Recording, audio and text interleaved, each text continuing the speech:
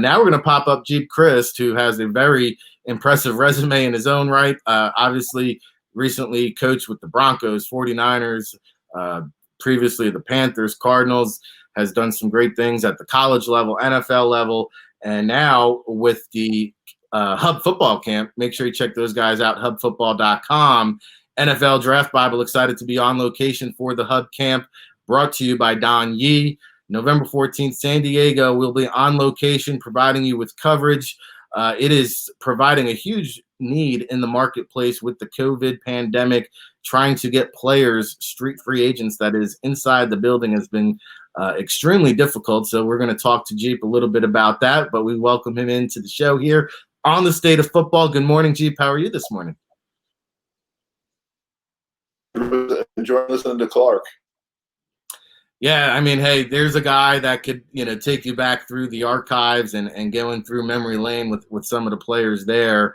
Definitely giving us great perspective. But, let's get some perspective on this event here coming up at San Diego. You guys are putting together a really valuable event, and you are kind of the de facto head coach from what I've been told. You're also, working with the QBs and wide receivers, but you're kind of like the main conductor on the train there. So for those at home listening, we get a lot of agents who tune into this show as well. Provide some perspective in terms of what you guys are doing, the value that you're bringing to the marketplace, and what players will expect to experience when they go out to San Diego next month.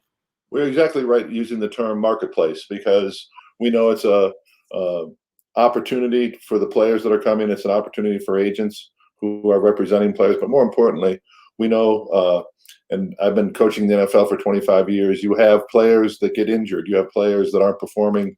You want to go to a younger player this time of year or later on in the year. Well, how do you find those players? We know that the NFL draft is the primary way, the primary source, the primary information that we can build our team, our roster. But there's so many other ways. Undervalued way, when you would get the final 53 cuts, you would pour over that list because you could claim someone cut by another team. A lot of times people would protect their younger player in that instance.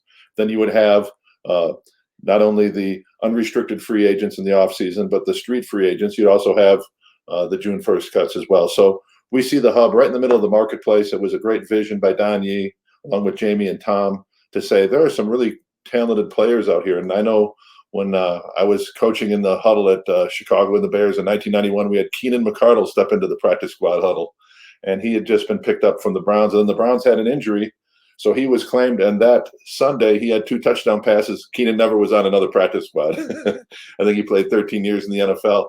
So there are kids out there who are only one step away from stepping onto an NFL football field. And I think in today's marketplace, the pivot to COVID, with all of these rules, protocols we have in place, this is an off-site workout, but not just for 3 or 4. We've had tremendous interest, over 200 applications for this November 1, and some really good players, people that have been in NFL facilities. So we're excited to host this event.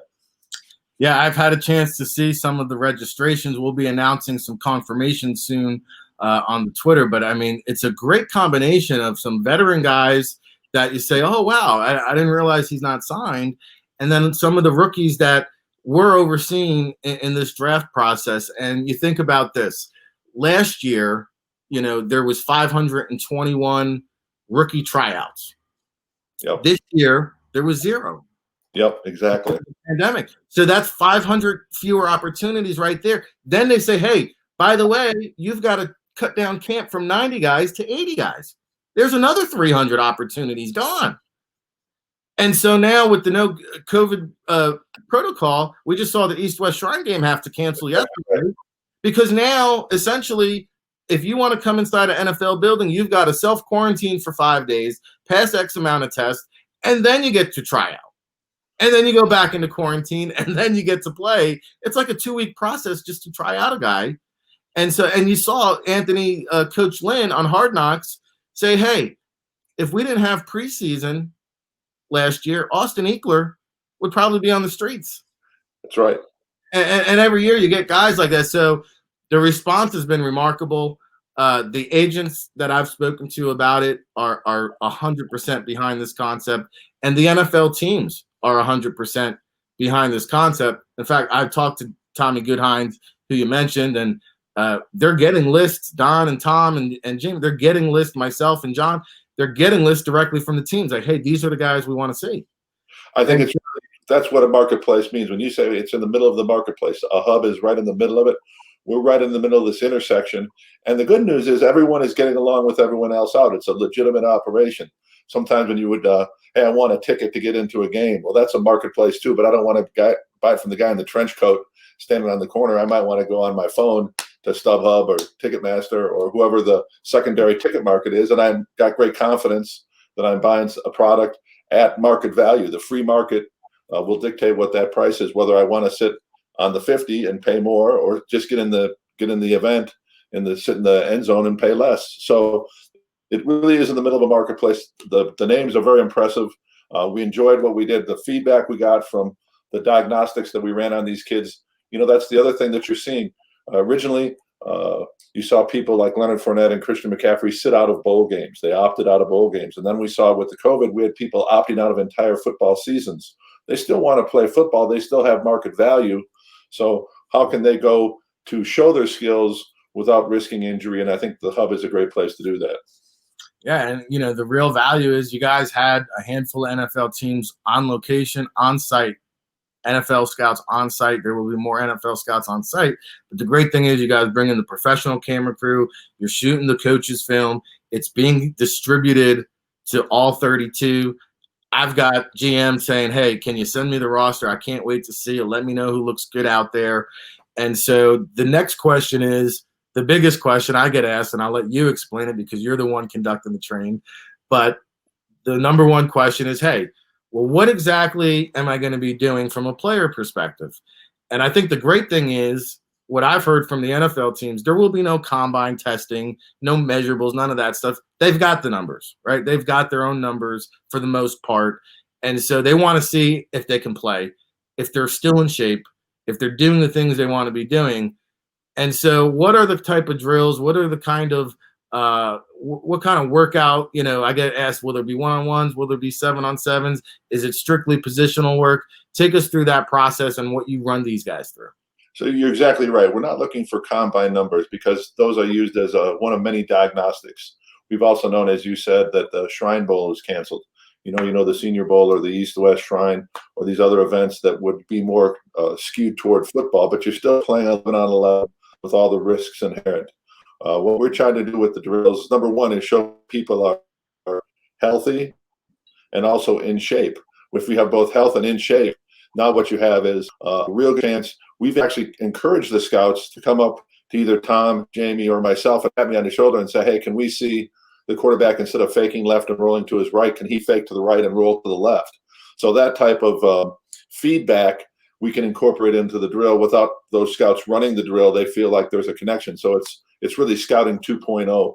And then, the decision to not do 7-on-7 the last camp, it was a numbers thing, but also we wanted to have throws. So the quarterbacks each averaged, we had 6 quarterbacks average 65 throws. When you think about it at the combine, they only throw about 12 routes, depending on the number of lines and the number of quarterbacks that are in each of the lines. And then they'll do some Dan Fouts straight drop back and then some rollout. And then we're going to see how hard we throw it into a blocking shield. So that's not really football. So we feel like there's great competitive nature, but for the receivers that were there, every route they ran, they had an opportunity to catch the ball. If you're doing 7-on-7, the ball's going to one receiver. There are 4 receivers who might have got separation, but they don't finish the play. And so you're looking for great things like contested catch. You're looking for competitiveness. And then it ended up being about an hour and 40-minute workout. That's about what an NFL practices. They can see, hey, this kid, I can bring him right into it. He's healthy. He's in shape. He's got a great attitude, and he's raring to go.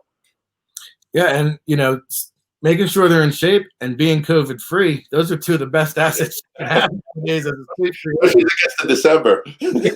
Well, and that's really, again, you talk about the value is here's a chance, middle of November, you can basically have a tryout for NFL teams virtually because they get the film. And so either one of 2 things could happen. They can bring you on board for the playoff stretch, or they could see something that they like and say, hey, here's a futures deal. And so exactly here's right. your ticket now to get back into the league because there is no CFL, there's no Arena League, there's no XFL. So the opportunities are limited. And here's an opportunity. And not only that, it's credibility, right? Because the coaching staff you guys have assembled, you've got Super Bowl champions, guys that have played in the league for a decade. And so, they say, hey, well, what's the point of me sending my guy across the country to come out there? Well, guys like Geep, guys like Eugene Chung, guys like Dwayne Board, Tim McTighe, they're connected too. So you press one of you guys. You guys got friends in the league. Hey, you got to check this guy out, and take me through some of those coaches because they are some heavy hitting names. When we first put it together, Don is so well connected as an agent. So we had guys like Ty Detmer coaching the quarterbacks. We had Dave Magazoo, a 25-year NFL offensive line veteran. A side note, when Dave did it last year, it was really funny. We had one lineman show up and sign up for it. So it's like tutorial down there. So that, we would have – you're always going to have receivers, and we're going to be slinging the ball around, and quarterbacks are going to be wanting it. Then you put the DBs out there. Everyone's chopping at the bit. Then we're going to go down to the red zone. We're going to do our red zone. And then we would peek over there, and there's Mags with his one offensive lineman. What a great kid. And I think he ended up signing with the CFL. But, they were dating each other for the entire period of the practice because it was one-on-one all the way. But fortunately, our numbers are really high. One of the things you're really seeing through the course of it is these are great kids. They're really appreciative of the opportunity. They're in great shape. Instead of working out at a high school or a local park, they can come together for at least that day, feel like they're part of a team with a common goal. In this particular case, the common goal is to put your best foot forward. I was really excited about the talent level and even more so about the number of new guys that we have. And we also have, as a testament to the hub, we've got so many people chomping at the bit to want to come back. They want to come back and say, hey, I've worked on my deep ball. Hey, I've worked on my release first press. Now I want to show people. And that's another nice component. If you come back to it, you can show improvement. And you say, hey, this guy hasn't even reached his ceiling yet. Yeah, and Cole McDonald's a perfect example of that. A guy you had there last month, 7th round pick, didn't make the final roster, limited spots around the league. He gets a chance to show what he's got and get some fresh film out there and say, hey, you know what? Don't forget about me now. I'm still here. Hey, he was drafted, so I think it was the Titans saw something that they liked there, but it became a numbers game. And so you're going to see the talent is really going to be strong. It's going to draw a lot of intrigue.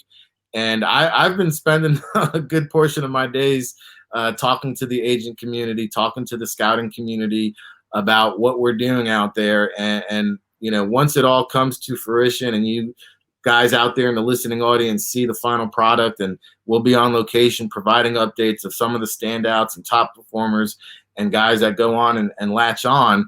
I think the one last year actually winded up producing 6 or 7 NFL contracts. So I mean, hey, there you go. The proof is in the pudding. You've got some of the best in the business here coaching at the event. We're winding down on time here, Geep. Anything else that I didn't cover? Anything else people should know about the Hub Football Camp? Of course, you see it there on the screen, hubfootball.com. You can follow them on Twitter too, HubFootball 2020. Anything else that we failed to cover? Anything else that people can know? What's been great is the variety of players that we've had. So we've had quarterbacks that have got a real good run pass option game to themselves. We've got more classic drop back guys. Receivers, we got slot receivers. We got big play outside play action pass receivers that I've lengthened and try to get the ball average 23 yards a catch. So there's not one size fits all in this. We have younger guys that just came out for this year's draft, but they fell through the cracks. Not only no rookie camps or OTAs, no preseason games, so they fell through the cracks. And then you got some veteran guys that have played in games in the NFL, have played in games in the CFL that just want to say, hey, I'm still in shape, I'm still raring to go, and I've got the attitude to make it work.